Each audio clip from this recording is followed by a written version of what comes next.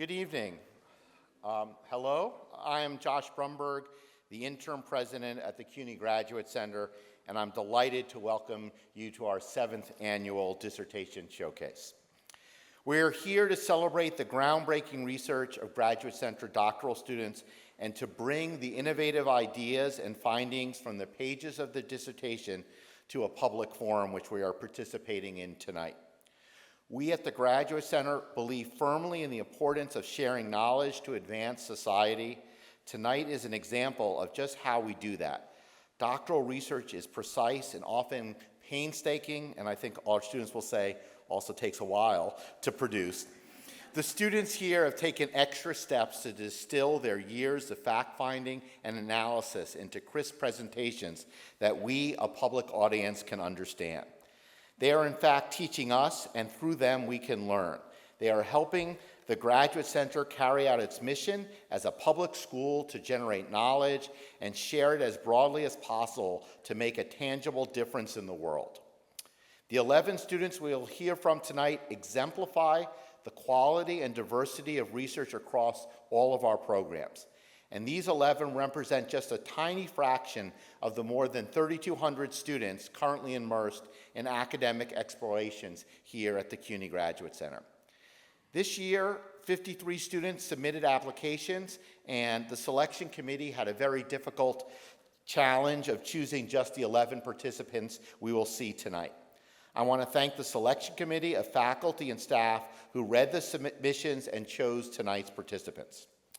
The research that we'll describe spans disciplines and topics from policymaking to psychology to theatrical performance. And this evening, we will once again award the Presidential Prize for Public Communication. This award goes to the presenter who is judged to be the most effective in communicating their work to the public, a key skill in every profession. We will also ask you, the audience, to take an active role with the Audience Choice Award. When the time is right, I will ask you to cast your vote for which presenter has done the best job communicating the significance of their work. Along with the honorarium given to all the presenters, each of our 2 award winners will receive an additional $1,500 honorarium. And now I'd like to introduce our esteemed panel of judges. It's in one order here, but the judges have decided to sit in a different order, so I'm going to do my best. Starting from the aisle and moving in is Leonard Bernardo, who is a senior vice president for the Open Society Foundations. He is also the co-author of 2 books, Brooklyn by Name, How the Neighborhoods, Streets, Parks, Bridges, and More Got Their Names, and Citizen in Chief, The Second Lives of the American Presidents. Welcome, Leonard. We are so glad you are with us this evening, and I think the judges are going to say a few words. Oh, is that you, Leonard? And we're going to pass the microphone. All right. It's a great pleasure and honor to be here. We have a lot of history in my family from the Graduate Center, and so looking forward to the evening. Thank you. And next to him is Dr. Stanley Chan, who is a 2023 graduate of our Speech Language Hearing Sciences doctoral program. He won the Presidential Prize for Communication at last year's Dissertation Showcase, and he's currently an assistant professor at Hunter College. So welcome back, Dr. Chen. Thank you. It's great to be back, and I am so relieved that this time I won't be presenting, so I can just enjoy all the presentations. I'm sure we will all have a great night. I look forward to them. Thank you. Thank you. And sitting next to him is Maite Junco, the Vice Chancellor for Communications and Marketing at CUNY. She has worked in communications and journalism for more than 30 years. Before joining us here at CUNY, she led the communication strategy for New York City Public Advocate Letitia James' campaign for New York State Attorney General.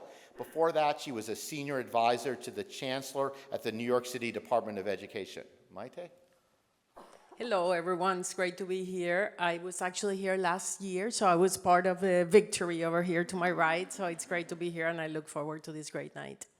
Sitting next to her is Dr. Charlotte Gardenberg, who is a 2018 graduate of our PhD program in Latin American, Iberian, and Latino cultures.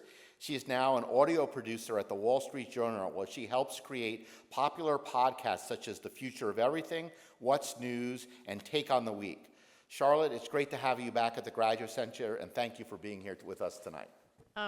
Thank you so much for having me. It's a real pleasure. And I'm very excited about this event because as someone who went from academia to podcasting, this is one of my loves. How do we make these wonderful ideas more accessible to a public audience? Thank you. And seated next to her is Miles Gerstein, who is a member of the Graduate Center Foundation Board and president of Uppercut Images, a company that licensed visual imagery to the creative community. Prior to that, he founded 3 companies in the visual media space, including Artful and Punchstock, which he sold to Eastman Kodak and Getty Images, respectively. Miles, it's always great to see you, and thanks for joining us here tonight. Thank you very much. I'm delighted to be here, and I'm very interested in learning more about the PhDs that are going to present.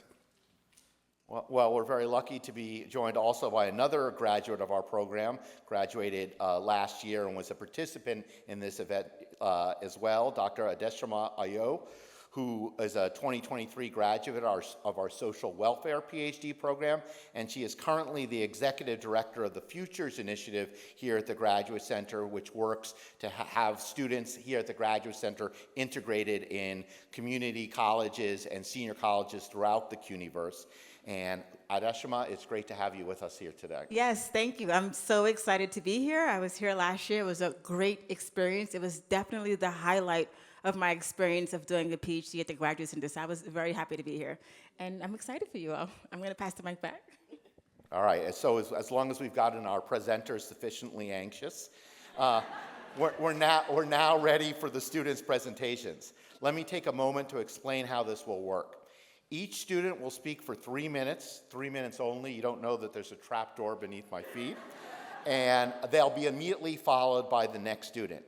Following the last presenter, you'll cast your vote for the winner of the Audience Choice Award based on the student presentation that made the strongest impression on you. And there's a QR code on your program that will get you to the ballot. After the voting, I will ask the students to join me on stage for a question and answer period where you will be able to ask them questions about their research. And now, as they say, on with the show. Our first presenter is Edwin Grimsley. Let's begin.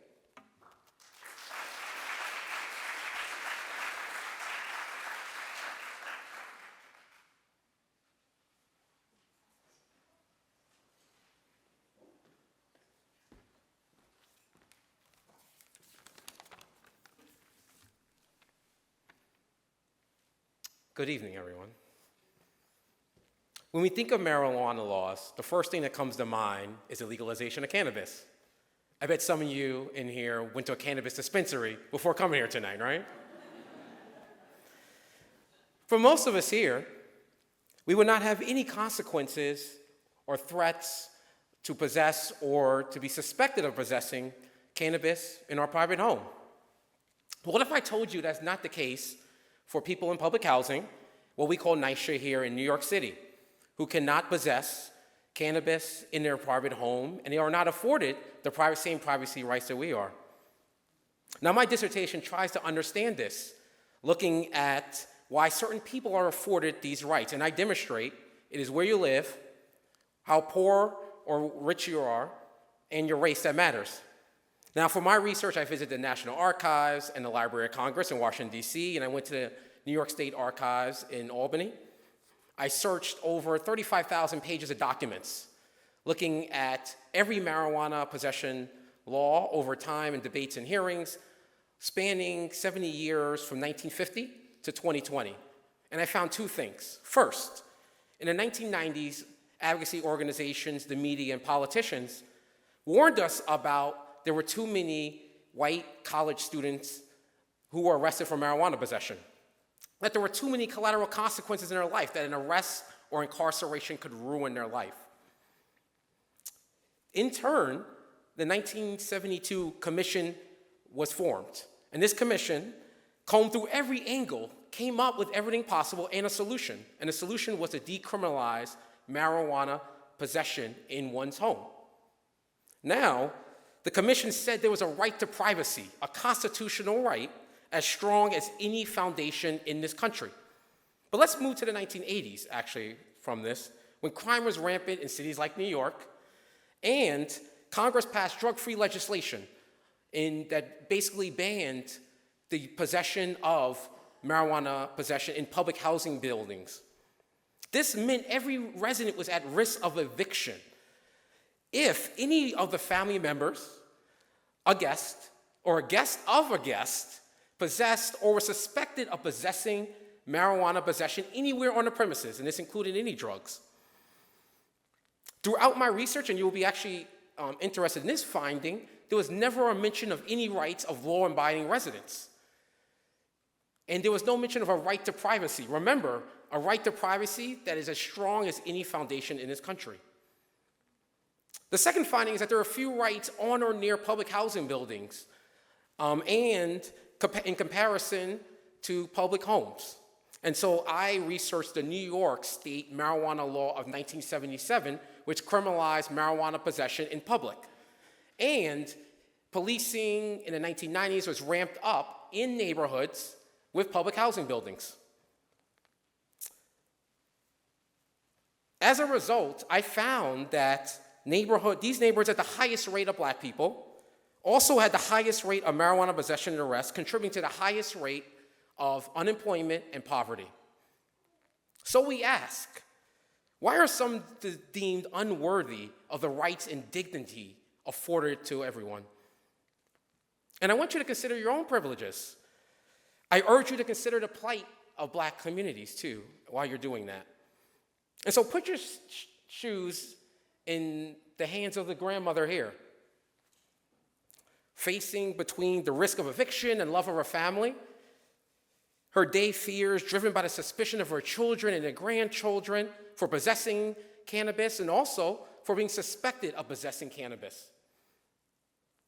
Might be arrested for possessing cannabis or suspected as well, leading to the entire family being evicted to the streets. What would you do if you were in her shoes? Thank you.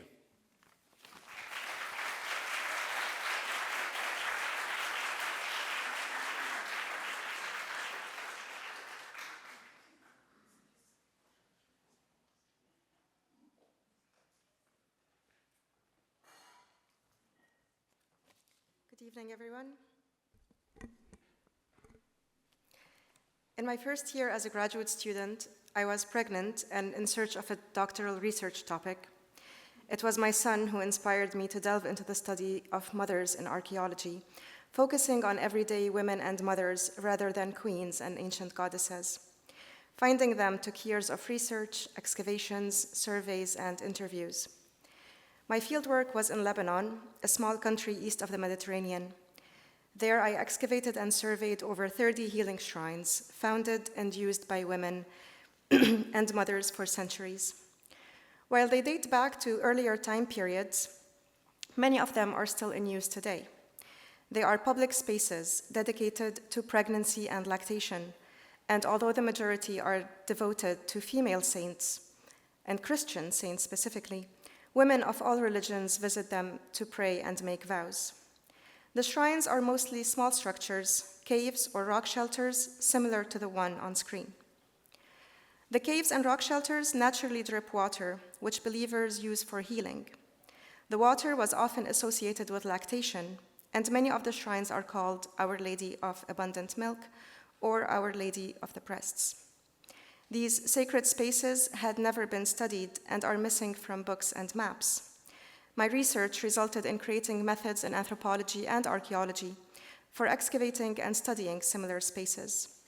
I also created a map project that will include on-site QR codes directing to Google Maps locations with crowdsourced pictures and stories.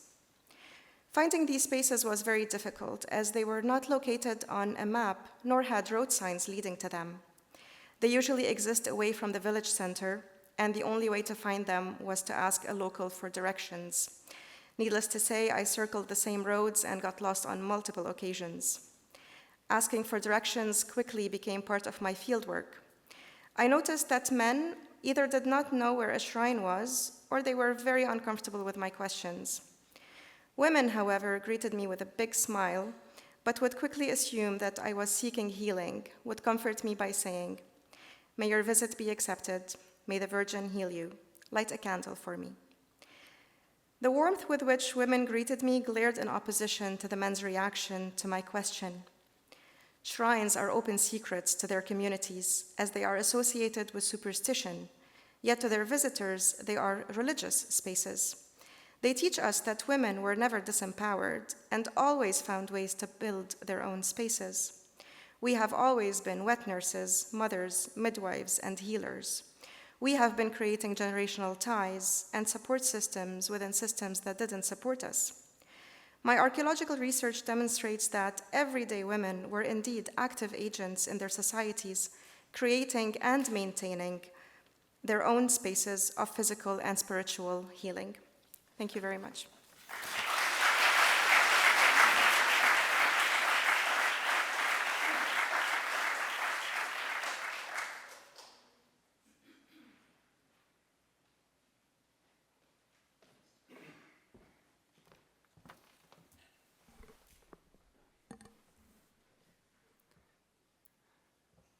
What happens to something if you squeeze it really hard? I've spent 7 years thinking about this. I don't mean squeezing with just ordinary pressure, but with a truly cosmic amount of pressure. When a star dies, it gets squeezed under its immense gravity and collapses into a dense blob called a neutron star. Think about 1 million Earths, all packed into one ball about the size of Manhattan. That's a neutron star. Each teaspoonful of its matter weighs 1 billion tons. So what could that material possibly be like, and how could we ever find out? This question became a very hot topic the year I started grad school, 2017, because in that same year, scientists made history by detecting gravitational waves that were unleashed by the violent collision of 2 neutron stars millions of light years away, as depicted in this image. That measurement marked the beginning of a new era in astrophysics, in which scientists can collect data that will help unlock the mysteries behind such dense matter. This is a big deal.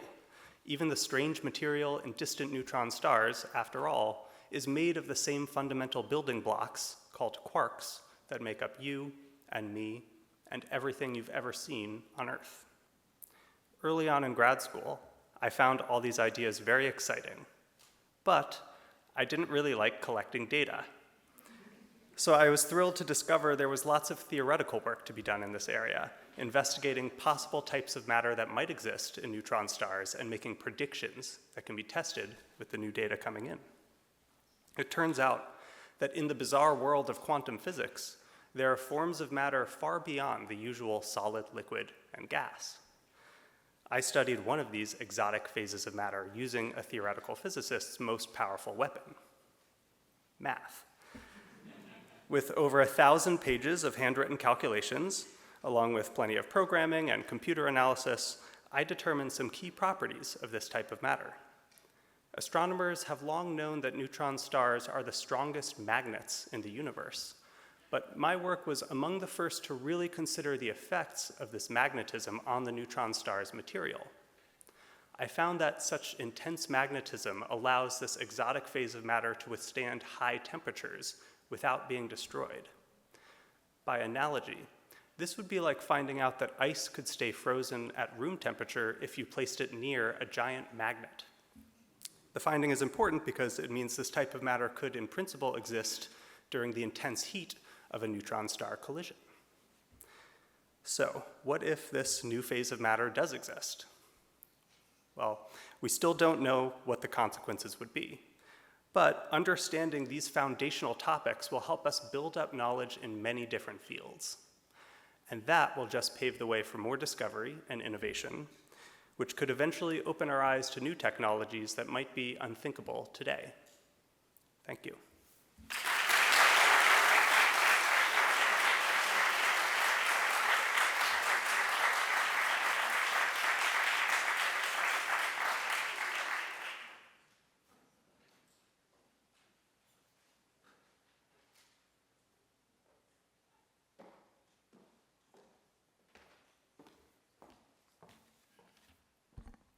Good evening.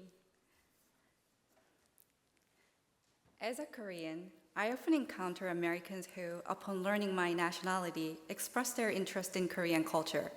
They say things such as, "My daughter loves K-pop," or "I enjoyed Parasite so much." If the conversation turns more serious, they sometimes ask about North Korea or American intervention in the Korean War. These interactions, although casual, reflect how American perceives Korea now and their relationship with the country. As a PhD student studying theater history, I'm intrigued by how U.S. theater has reflected and shaped Americans' views of U.S.-Asia relations. In my dissertation, I explore how post-war U.S. theater represent shifting relations, covering topics such as war, military occupation, trade conflict, and soft power competition. I focus on 8 significant works staged from 1953 to 2022. I analyze dramatic texts, live performances, and video recordings from New York Public Library. I also delve into media coverage, artist interviews, and histories of U.S. imperial relations with Asian countries. My research reveals a more complicated narrative than the long-held idea that post-war U.S. theater only reflects Asia as exotic and backward to justify U.S. dominance over Asia. The depiction of U.S.-Asia relations in U.S. theater has evolved, reflecting the United States' struggle to maintain its dominance over Asia. Historical events such as the United States' humiliating exit from Vietnam, Japan's post-war economic rise, and China's emergence as a global power have prompted this change. For example, the 1953 Broadway comedy, The Tea House of the August Moon, portrays American soldiers establishing democracy in Okinawa after the Pacific War. In contrast, the 2019 musical, Soft Power, imagines a future where China attempts to replace democracy with communism in the United States. These contrasting power dynamics indicate a clear shift from celebrating American dominance to contemplating the decline of Pax Americana.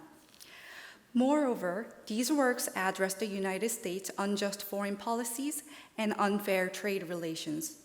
They feature Asian characters as protagonists and invite the audience to question the arrogance of American exceptionalism and white supremacy. However, these works often use Asia to critique American issues without offering nuanced representation of Asia itself. This underscores the need for U.S. theater to move beyond using Asia merely as a vehicle for American self-reflection. The current U.S. mainstream media's constant framing of China as a threat has intensified miscommunications and misunderstandings and fueled Asian and Asian American hate.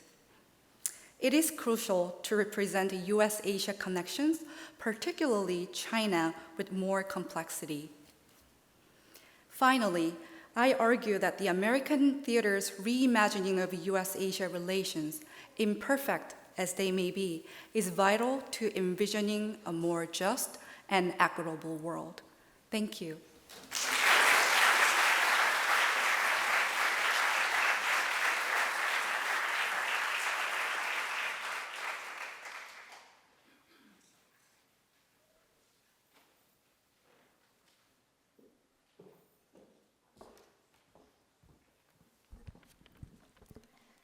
Good evening. We tend to associate the breakdown of democracy with a military or authoritarian takeover. History has demonstrated, however, that the breakdown of democracy is often the result of a gradual erosion of democratic norms. In my dissertation, I study how Germany's first democracy was pulled between progress and conservatism, and how judges' fear of social and political changes led them to manipulate laws to reach desired judgments. Judges' decisions harmed the rule of law, contributed to the breakdown of democracy, and facilitated Nazis' rise to power. Judges led the pre-trial investigation of serious offenses. They were able to influence important decisions about evidence, witnesses, and procedure. To understand judges' decisions and motivations, I had to find non-political trials, because in political trials, judges exercised caution to avoid biases. Trials documents were not usually kept, but I was able to locate 3 criminal non-political trials in the secret state archives in Berlin. I analyzed them through legal, historical, and sociological lenses. In my first case, a Jewish businessman was almost convicted of a murder he did not commit. The judge handled the investigation with great negligence. His decisions regarding evidence were based on anti-Semitism and right-wing sympathy. He refused, for example, to check pawn tickets that connected the real murderer with the victim. And he refused to compare the bullet recovered from the body with the murder weapon. In my second case, the judges, who decided together with jury members on questions of guilt and punishment, took advantage of the jury's lack of legal knowledge and repeatedly pressured them to convict despite their hesitation. In my third case, the judges pushed to conviction based on misguided notion of masculinity, sexism, and class prejudice. All the defendants in my cases came from marginalized groups, and judges abused their inner knowledge to pursue their convictions because they saw them as representing everything they hated and feared about the changes Germany experienced. Judges manipulated procedural decisions since they were almost untraceable after the trial was over. Weimar judges, who were driven by their own anxieties and distrust of democracy, believed in the legitimacy of their actions. They tried to protect their professional status while believing they were saving Germany. A well-functioning judicial system is an important pillar of democracy. My dissertation teaches us to be vigilant of the slow erosion of democratic norms, to identify potential threats to judicial independence, to look beyond ideology as an overall explanation, and to offer solutions before it is too late. Thank you.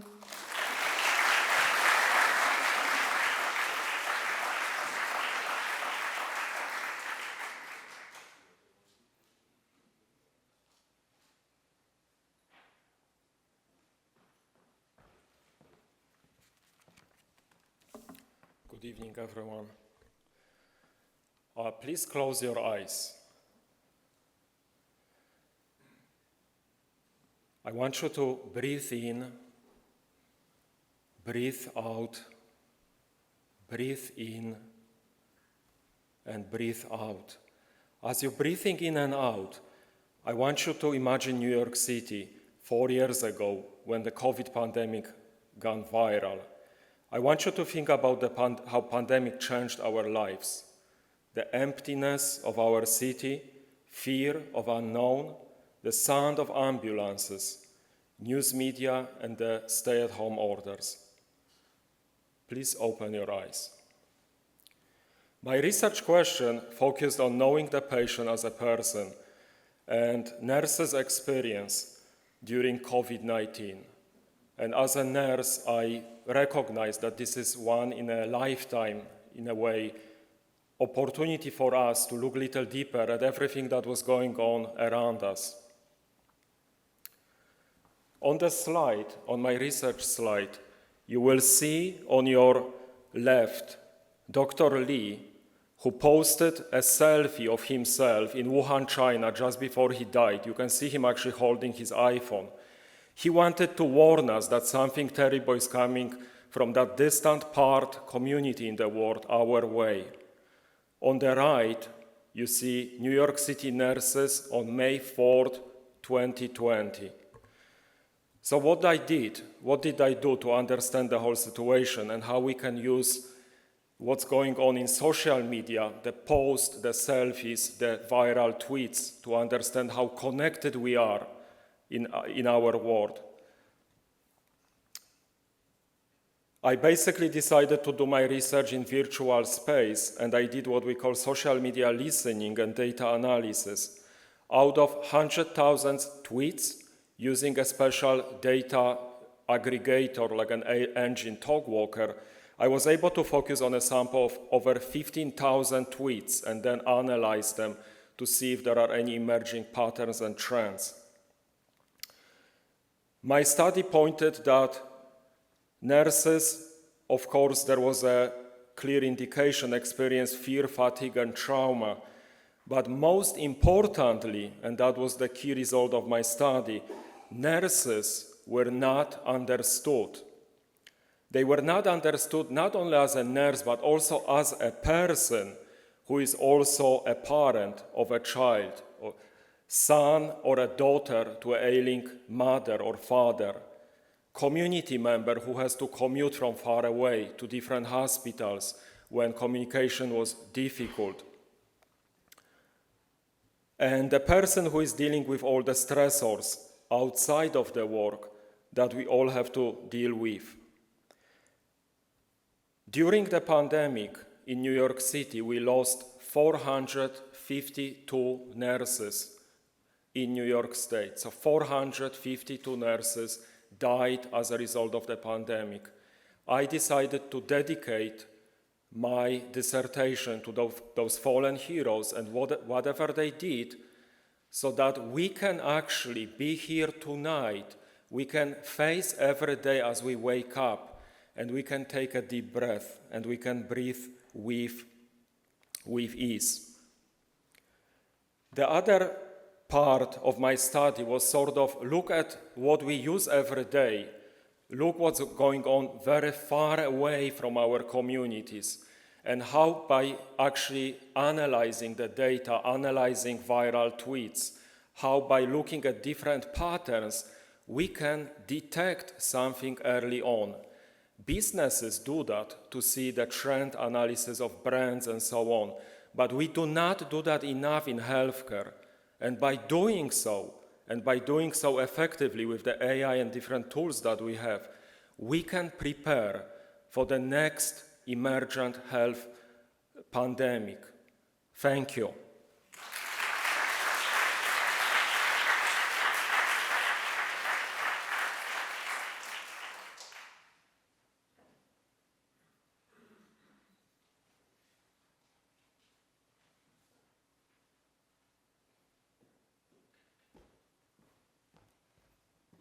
Hi. I first met Dreamers 12 years ago as an adjunct lecturer at Baruch College. Dreamers are undocumented young adults who arrived to this country as young children. After teaching my first immigration course, I was approached by two of my students who originated from China. They gently asked me that I not use the term illegal to refer to immigrants like themselves who had grown up in this country and considered America their home. I was absolutely mortified. As a recent immigrant myself, who passes as American, I find myself constantly having to explain why I can't just get in a line and get my green card. Newsflash, there is no line. I've been looking for a long time. But the more I got to learn about Dreamers at CUNY and hear their stories, the more I was compelled to understand who undocumented college students are and what happens to them after they graduate from college. So little is known about this population because exposing their status puts them in a severe security threat for them and their families. I was able to analyze interview and survey data collected from 450 known undocumented college graduates from across the country over the past 6 years as an employee of the Dream.US, the nation's largest scholarship program for Dreamers. With over 10,000 students served and now over 4,000 college graduates, this data and research on Dreamers nationwide is the first of its kind. Due to politicized media narratives and the lack of existing credible data, Dreamers have become synonymous with being Latinx, having to work under-the-table jobs, and mostly residing in California and Texas. However, this study shows just how incredibly diverse dreamers are and how deeply embedded they are in the social fabric of American society. Dreamers included in this study came from over 120 countries from around the world. 1 in 5 were from Asia, Africa, the Caribbean, Europe, areas which up until recently had the fastest growing group of undocumented immigrants overstaying their visas, not crossing the southern border. They have graduated from high schools in 45 states and Washington, D.C., and have overcome the steepest of barriers to enroll in college. This study also shows that with significant policy changes at the state and federal level, dreamers are finding success in their careers, achieving milestones that were once thought to be impossible. An incredible 94% of graduates included in this study were employed in industries of high need, including nursing, teaching, and engineering. Many were out earning their parents combined within 6 months of graduating from college and breaking cycles of poverty. However, without pathways to citizenship, dreamers are quickly reaching what I call a paper ceiling, exposing the limitations of conditional integration into our economic and social systems. Dreamers and their families consistently face reminders of their immigration status in all aspects of their lives and the constant fear of deportation. This dissertation and my continued work at the Dream.us was recently applied at a U.S. Senate hearing last week, where we urged Congress to take action and protect dreamers. And I hope this research continues to draw critical attention to the urgent need to provide pathways to citizenship for millions of dreamers, thousands that are enrolled and working across every CUNY campus, enriching our communities and this country. Thank you.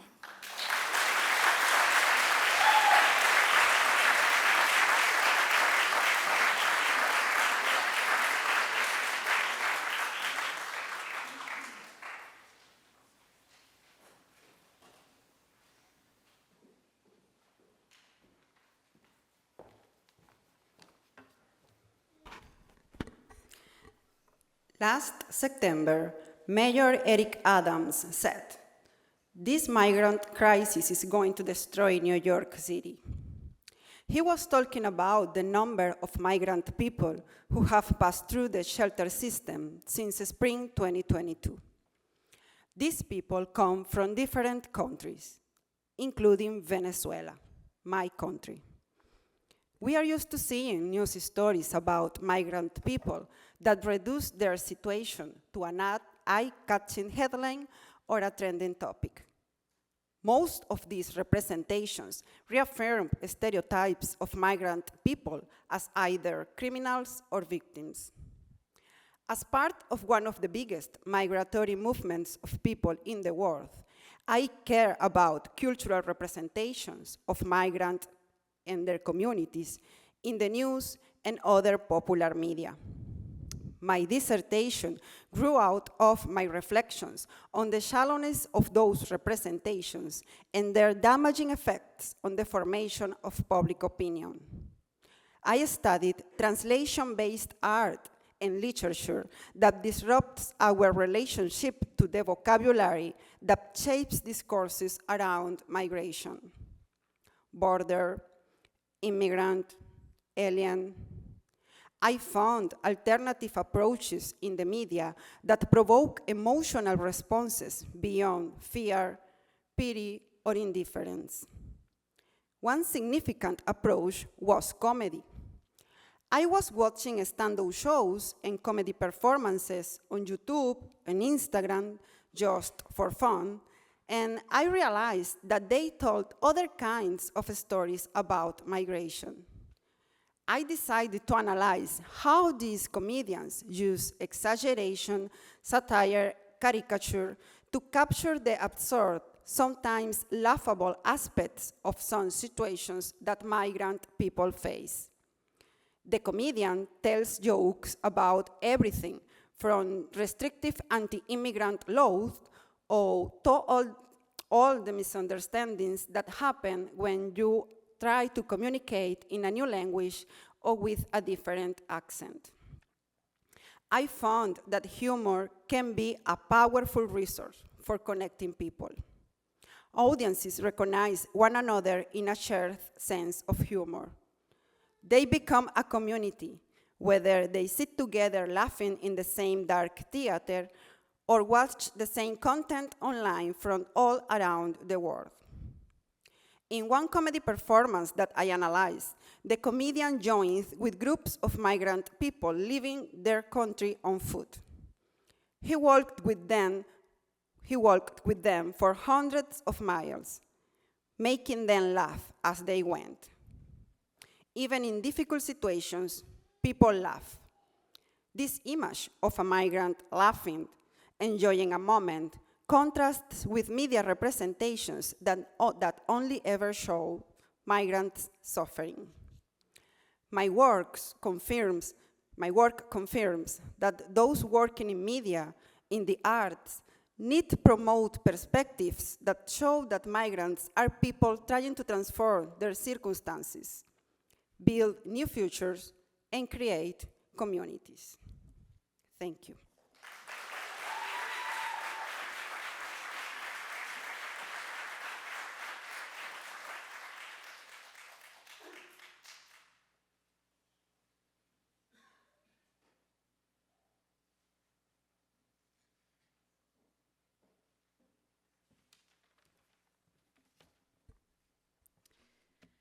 We are all individuals, each with our own ideological beliefs and pre-existing biases.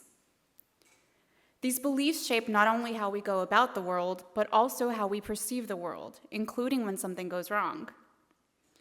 When an injustice occurs, we can think about the injustice in terms of individuals, where a bad actor is ultimately responsible for the outcome, or we can think about them at the systemic level, in which perverse incentives and rules that permit an abuse of power are ultimately responsible for the outcome.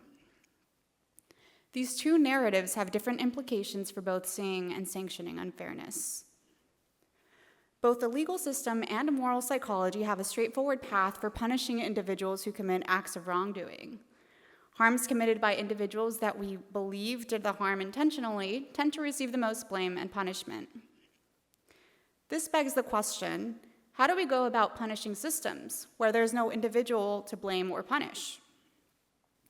To better understand this, I designed a new game to examine whether different explanations for unfairness influence judgments of blame and punishment. I chose to use a computer game to provide a new context where people could put aside their pre-existing biases in making their decisions. Here's what the game looked like. In the game, there were 3 players. There was an allocator, shown here in red, whose job was to give an amount of money to the receiver. And the game was rigged so that the receiver always received less money than the allocator. The participant was always assigned to the role of the observer. Their task was to facilitate the game. They were also told that they were in a unique position to see whether the game was fair or unfair. They were asked to explain that unfairness, and they were given the opportunity to punish the unfairness they witnessed in the game. I had a total of nearly 2,000 participants play different versions of this game. And here's what I found. First, I found that people were really bad at seeing structural causes of unfairness. Most participants preferred to explain the unfair offers in the game in terms of the individual allocators, even when they were told that the unfairness was a result of the game itself. Second, I found that when you incentivize people with money, they get a lot better at seeing the structural causes of unfairness. Finally, I found that the unfairness explanations were related to whether people wanted to punish the individual allocators or whether they wanted to punish the system. When people were told or perceived that the same unfair behavior was the result of the individual, they wanted to pay to take money away from the individual. When they were told that the unfairness was the result of a bad system, they wanted to pay to change the rules of the game. These results demonstrate how important framing is for getting people to think about the cause of injustice and what we can do about it. We need to start thinking beyond the individual in order to create meaningful systemic change. But this task, as I've witnessed in my game, will not be an easy one without first removing the biases that we all hold. Thank you.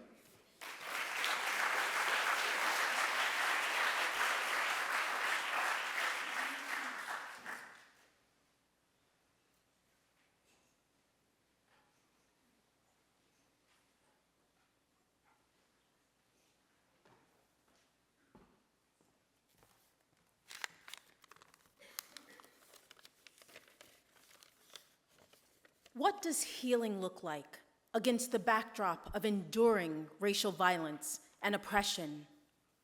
How can people heal when their bodies, minds, and spirits are under constant threat and attack?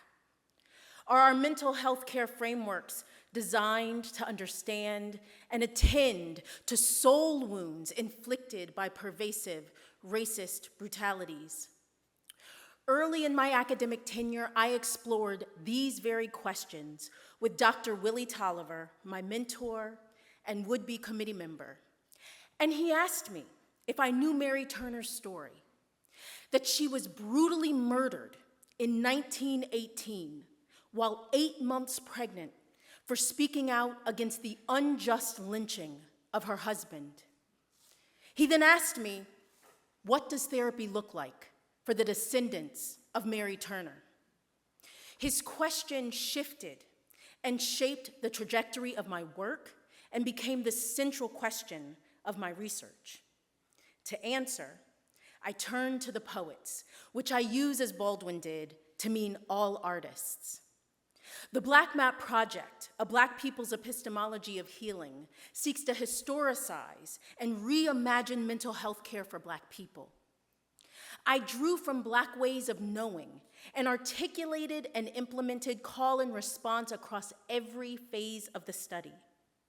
I first turned to archives of Black social, societal, and arts histories in the US during an independent study with my mentor and chair, dissertation chair, Dr. Michelle Fine. However, archives carry erasures. Therefore, I created the Black Map Archive, whereby everyday Black folks could write themselves in and tell their stories of Black creative healing and liberation. Additionally, I engaged in 15 oral history dialogues with Black artists, scholars, musicians, practitioners, an original freedom singer, doula, reverend, and Black culinary historian. This work did not seek to prove, rather to provoke. It did not seek to explain, rather to express. I assembled a rich historic record of how the arts have carried us through Middle Passage, plantations, prisons. Our being is an act of creativity and a story of Black survivance. Therefore, I turned to the artist to lift and distill the work and findings of this research, because across every phase of the work, it was the arts, the creativity, and the collectivity that was centrally lifted and located. And so, when I come back to the question, what does therapy look like for the descendants of Mary Turner, I lift the rigor that lives in storytelling, and I offer a deep bow to my ancestors, elders, and guides who inspired and provided the recipe that I will share with you now of Black creative healing. Just an excerpt. History, a means to preserve memory. Representation, someone invested in the we. Community that says, if you fall, I will lift you up. Reflexivity, a turn inward to self in response to the world around us. Creative embodiment, a tender to soul wounds. Spirituality, an attention to spirit in all that we do. And resourcing, drawing from and contributing to our collective cultural well. Lucille Clifton gives us an invitation to join her in celebration against the backdrop of enduring brutality and denigration, like Maya Angelou says, and still we rise. But truth be told, this is no surprise, because one thing Black folks know how to do is be between a rock and a hard place and still come through. We make ways out of no way with potent recipes of our healing ways. Celebrate. Thank you.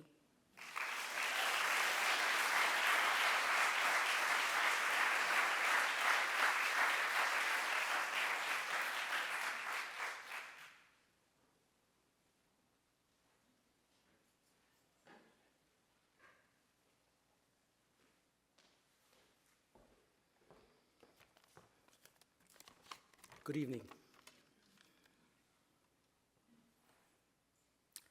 I am a product of the City University of New York, CUNY, the largest urban public university system in the United States. And in my work, I found that, simply put, CUNY is a public good. CUNY's history goes back to 1847 when it was founded as a free academy, one of the first publicly funded municipal colleges in the United States. Today, we know the Free Academy as the City College of New York. Its founding mission was, and I quote, to provide an education to the whole people controlled by the popular will. City College, the focus of my dissertation, has a fascinating and rich political history in the service of working-class New Yorkers. It is a site of struggle and activism and higher learning. So it should not surprise us that it is also the site of two major struggles that have defined and transformed its history as a public good. First, the 1969 takeover of parts of City College by a group calling themselves the Black and Puerto Rican Student Community, which led to the groundbreaking open admissions policy in 1970. The slide you see here illustrates some of their activism. Talk about historical relevance. Open admissions was a policy that guaranteed a seat somewhere at CUNY for every New York City high school graduate, depending on their high school ranking. This policy also expanded the number of Black, Puerto Rican, and working class students enrolled at CUNY overall. The second struggle was the imposition of tuition in 1976, which ended the policy of providing a free education to most students enrolled at CUNY. This policy also reduced the total number of students at the university. My dissertation is the first study to examine both policy changes and reinterprets them through the lens of race and class politics. In my work, I use the framework of class politics to help me understand which groups in American society have the political and economic power to define who should have access to a college education. I argue that in order to understand CUNY today and public higher education more generally, we must understand the political, economic, and ideological influences that led to the takeover, open admissions, and the imposition of tuition.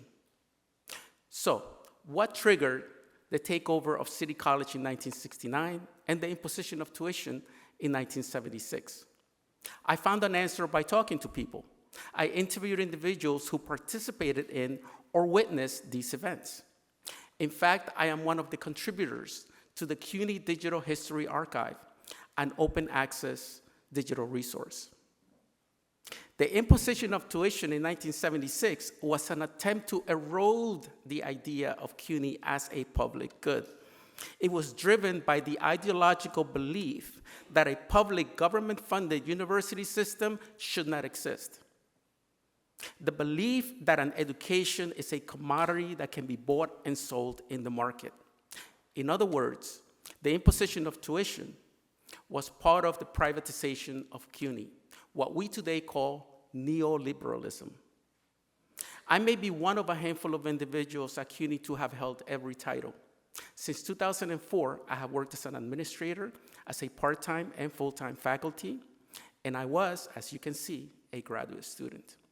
I am inspired by what a CUNY education can do for the life trajectory of individuals and by its history. This event you're witnessing here tonight shows that a CUNY education is and should be a public good. Thank you.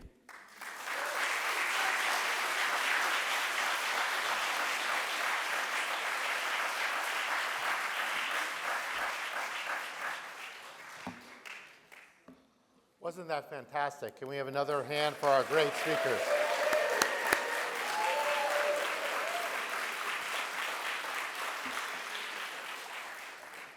That was just fantastic and a lot of fun, and at least for us in the audience, not that very hard work, but for you, amazing.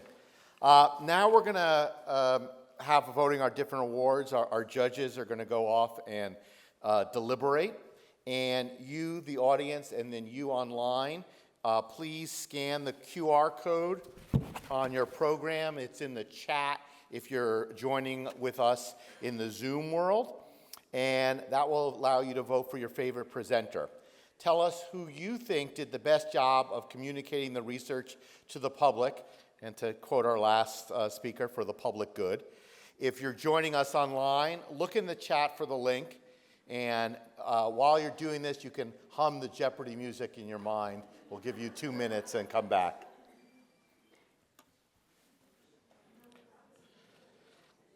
All right, so hopefully everyone has entered their favorite into the online form. And now I'd like to invite all of our presenters up to the stage and to join me for a Q&A session. For those of you who have questions, we're going to do it for just those in the audience. We have microphones on either side. I'd ask you to come up to the microphones, although you might think you're loud. You're not loud enough to go over the Zoom. So we do need you to come up to the microphones.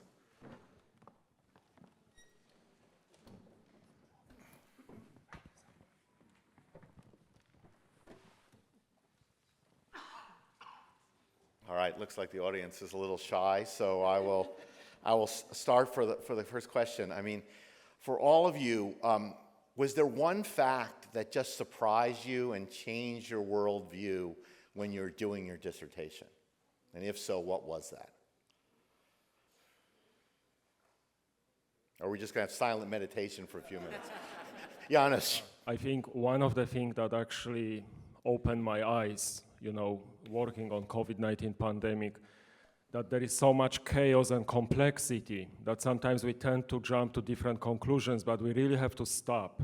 We have to stop, we have to sort of look back at all those factors and variables, and then we have to consider really what is going on, not to get things wrong. And then we can actually move forward. So the complexity was the big thing for me. Mm-hmm. Anyone else? Britton? I'll just share one of the things that was really resonant for me in speaking with all the folks that I spoke to and listening in all the places I listened was, as a therapist, me working in systems, so much of what was lifted around what looks like healing for the folks that I spoke to had nothing to do with being behind clinical walls. It was about being in community. It was about being in collective spaces. And I always say, if I could speak to my grandmother, again, though I'm sure she can hear me, I would say all the times that she told me, I don't need to go to therapy. Jesus is my therapist. I would unsettle what I've learned in academic spaces to say, I hear what you're saying and I understand it differently so, that we heal in multiple spaces and my field must unsettle how we co-opt healing. Anyone else? Hyein? I would say that for undocumented immigrants, so much of the conversation has been rooted in the social justice space.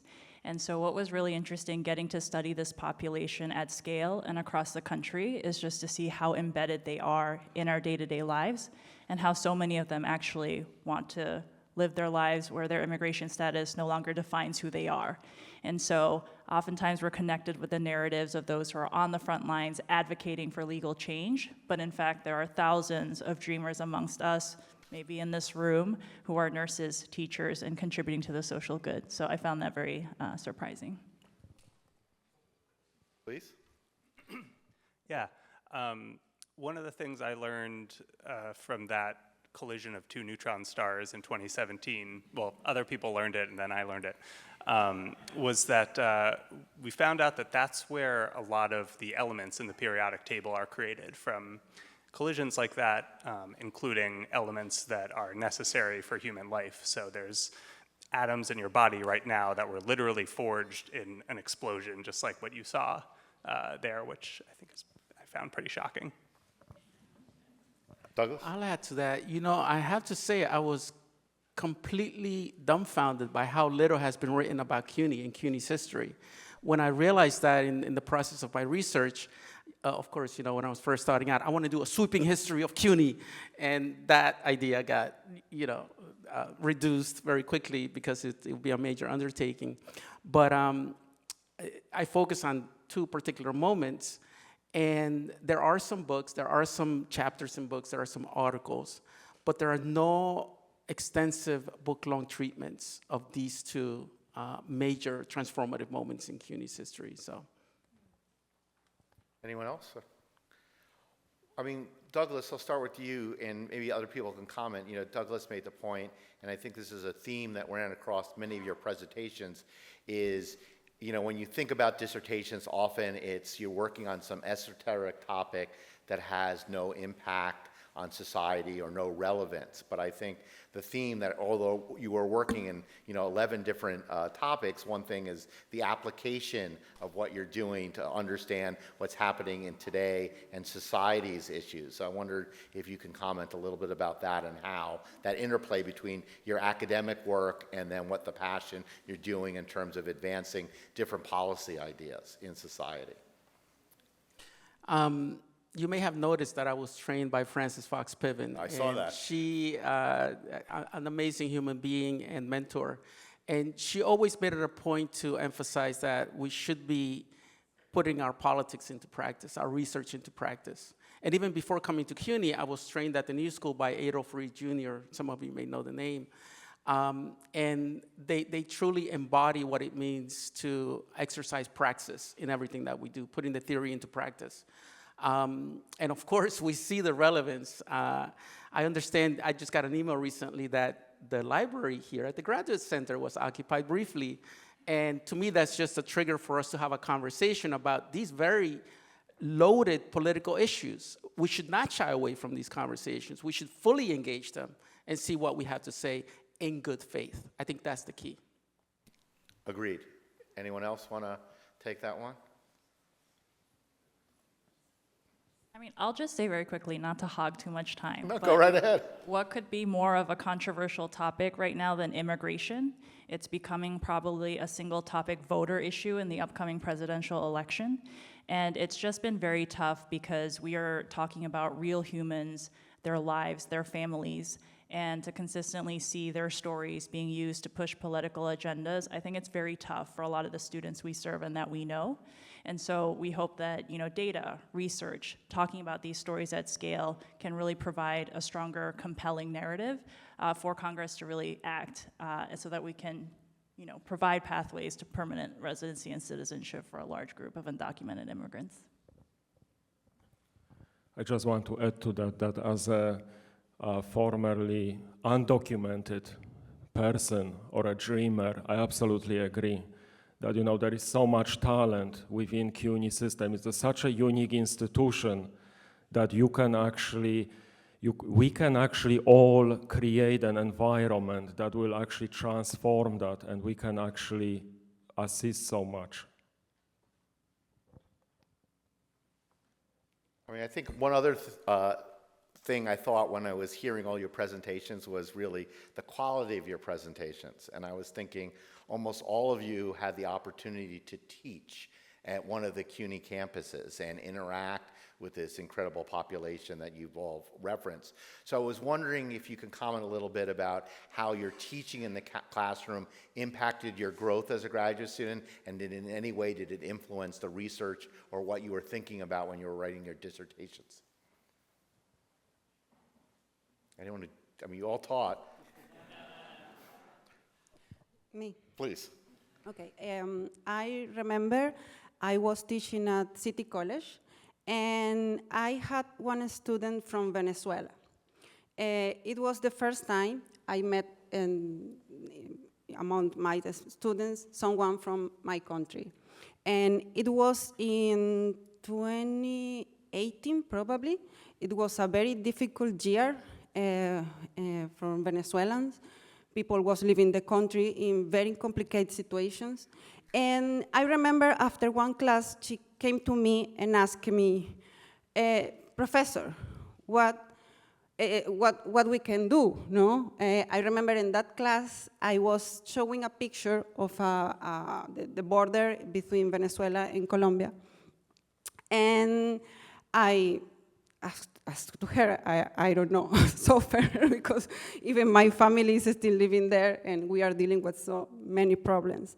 But that made me think, in that moment, my research was not clearly defined, but in that moment I thought maybe I can think a little more about that and try to bring to my work my personal experience and my personal feelings about my situation. Edwin, I think you wanted to contribute then, yeah. Yes, one of the things I think that is great about CUNY, and I taught at John Jay at Hunter College, I'm an assistant professor at Brumberg College now, at the beginning of my PhD, is that CUNY is majority black and brown, first generation, people grow up in New York who want to do some good, and I think that's a great thing about what is doing good for the public good, but that it inspires most of us who have projects that are also about giving back to the community. We teach our projects in our classes. That was an inspiration for a lot of us, to be around the kids, and even now, I still go back to give my students, I think, real-world experiences to understand that you can actually do something with research, with your knowledge, and try to change public policy for the good. Yeah, Kyungjin, I think you wanted to comment? Yeah, I just wanted to talk about my experience of teaching speech communication at Brumberg College. So I was in a position at the time as a teacher. I was evaluating students' presentation and teaching about how they can grab audience's attention immediately and how they need to speak like clear, simple, how they need to use simple and clear language. But now, as a speaker in a position actually practicing that presentation, it was much harder. So I'm glad that I finished this program with the experience of practicing what I have preached before. So yeah, it was a really good opportunity. All right, thank you. One last big round of applause.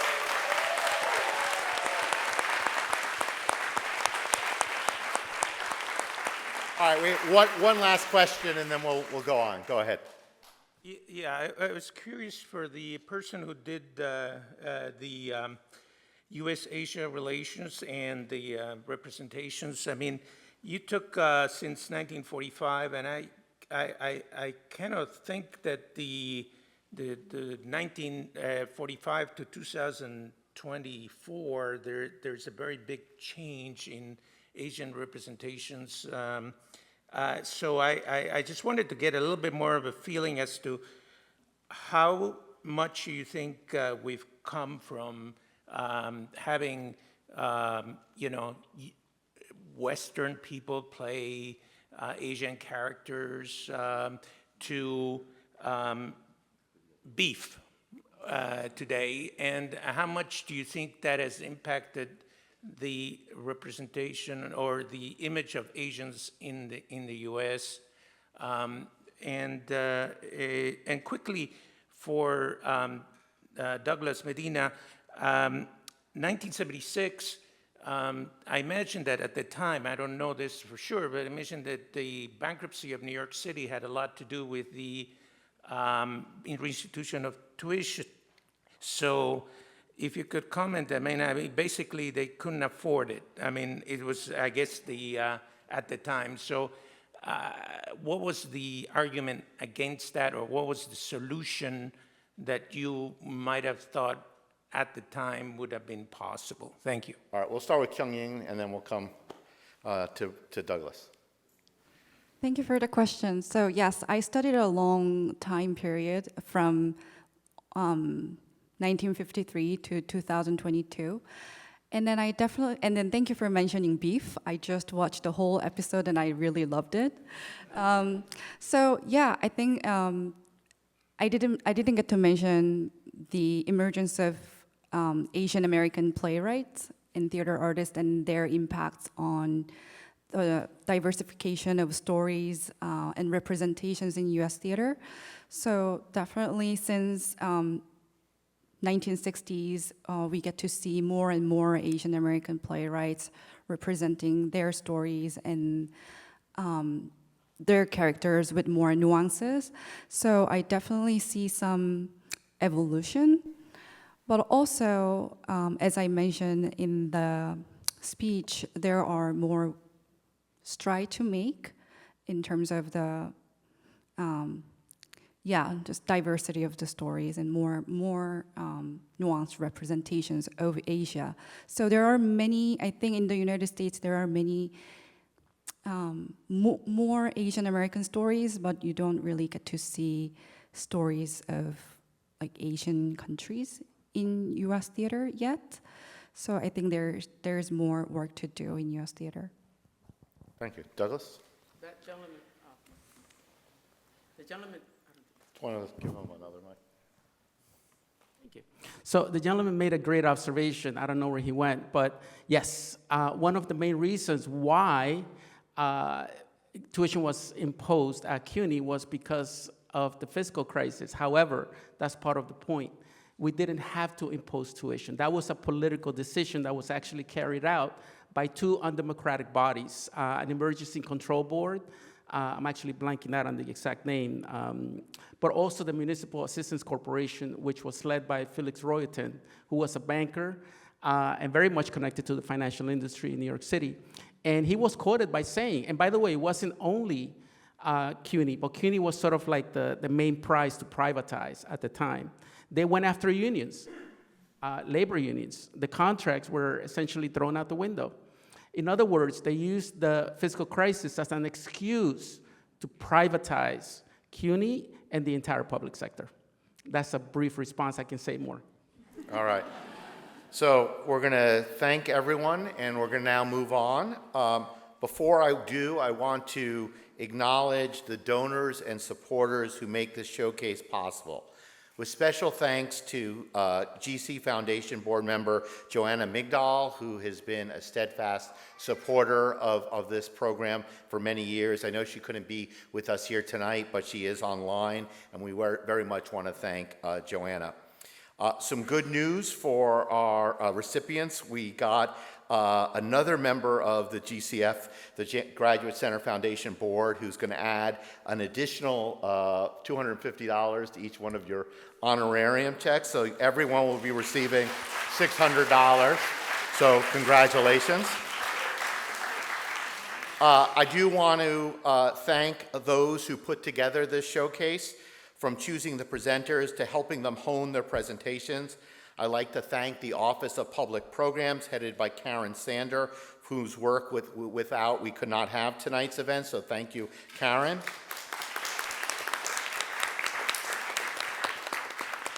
Thanks also to our two faculty coaches, Professor Stephen Jarrett, who's in the front row, and I don't think she's with us tonight. Professor, she is? Can you wave, Preeti? Thank you. In the back row, Professor Preeti Kanakamadela, and to the many people in the Provost's office and the communications and marketing offices who have worked so hard to make this a successful event.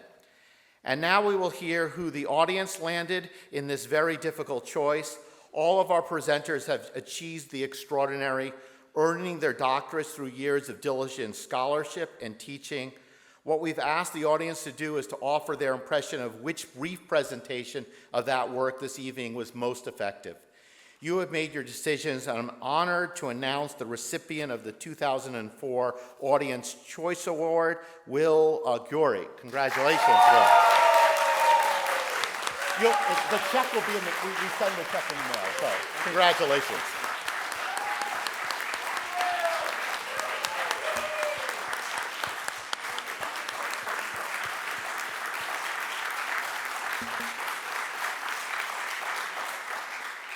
The judges have also made their decisions. I want to once again thank Leonard Bernardo, Stanley Chen, Charlotte Gardenberg, Miles Gerstein, Maite Hunka, and Adeshima Ayo for being with us tonight and lending their expertise. And the Presidential Prize for Public Communication is Hyein Lee. So congratulations.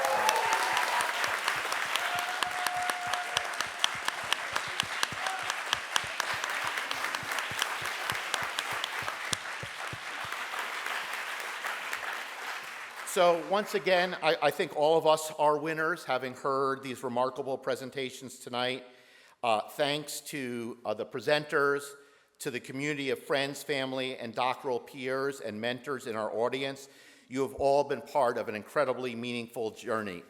This in-depth research and ability to communicate it to the public are fundamental to a doctoral education at the Graduate Center and vital preparation for careers making a difference in society. Our presenters have surely proven themselves ready to do just that. Thank you all for joining. Please join us in the lobby for a reception so we can celebrate tonight's winners. Thank you very much.